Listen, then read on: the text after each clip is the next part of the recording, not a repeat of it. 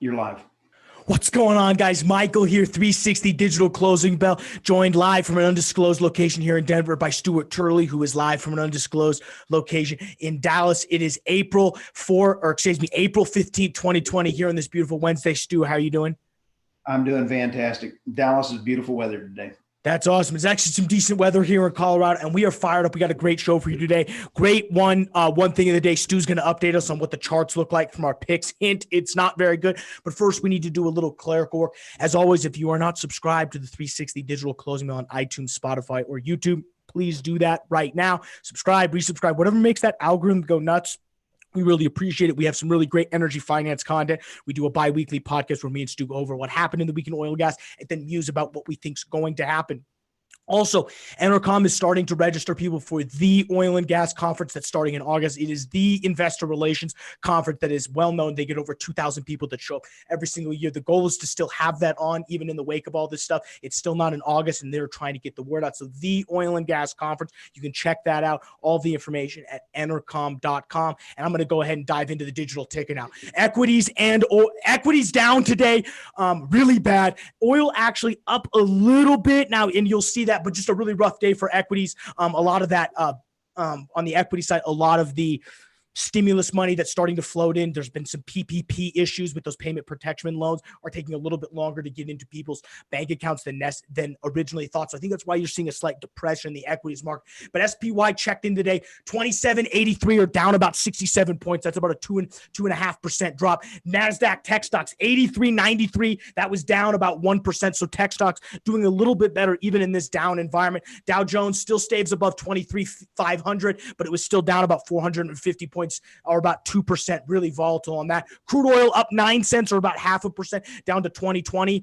It was floating pretty much all of the trading session below $20, which was really just sad to see. But finally, in these last 45 minutes, has creeped back up above $20. Like I said, trading at 2020. 12-month strip down 5% to 35.52. As we know, yesterday it was above $37, so about a $2 drop on that. Natural gas does okay, only about a 6 cents drop down to $1.59. First time we've seen gas though below $1.60 in a little bit, and it'll be very interesting to see how that continues to play out. 12-month strip for gas down $1 or 1.23%, or about 3 cents, down to about $2.72. Our XOP, which is our E&P securities contract, 40/30, not very good. My pick of the week, down 2.8%.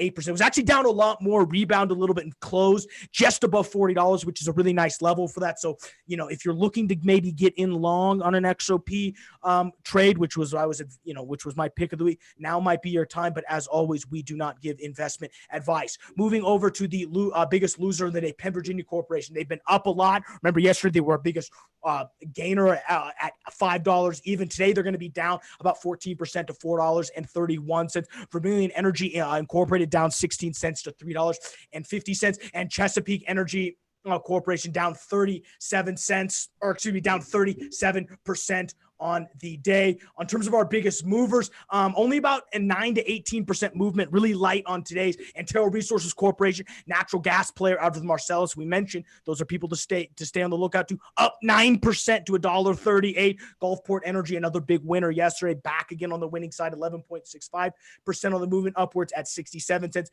And our biggest mover on the day, Mesa Royalty Trust on the upside, 18% move up to $6.37. Stu, what do you got for us today on our picks?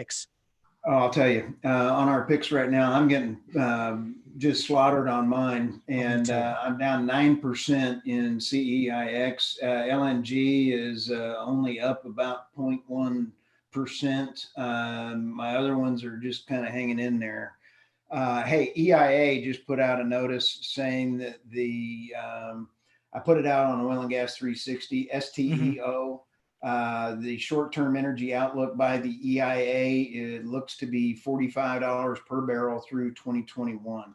So just a low number. And I know the IEA came out yesterday or with a report either last night or this morning that said about 29 million barrels of demand destruction in the next 2 days or 2 months, with about a 9 million barrel demand destruction for the rest of 2020. So just not a good outlook. Now, a lot of these numbers that come out of these organizations are going to be a little, they take in a lot of back data, so they're not necessarily accurate. It's really hard to forecast what we think demand's going to do at the end of, but that 9 million barrel demand destruction that they're talking about through the end of 2020 is absolutely disastrous. And really what this does is bring me into my one big thing. And this was something that Stu mentioned on our podcast on Thursday. He mentioned that the U.S. government, especially President Trump, mentioned that he had something up his sleeve, and we might have some hints into what this government is thinking in order to help prop up the oil industry. Yesterday, the TRCC was talking about prorating oil, and oil tanked $2 because of that during that meeting. So we're trading just above 2020.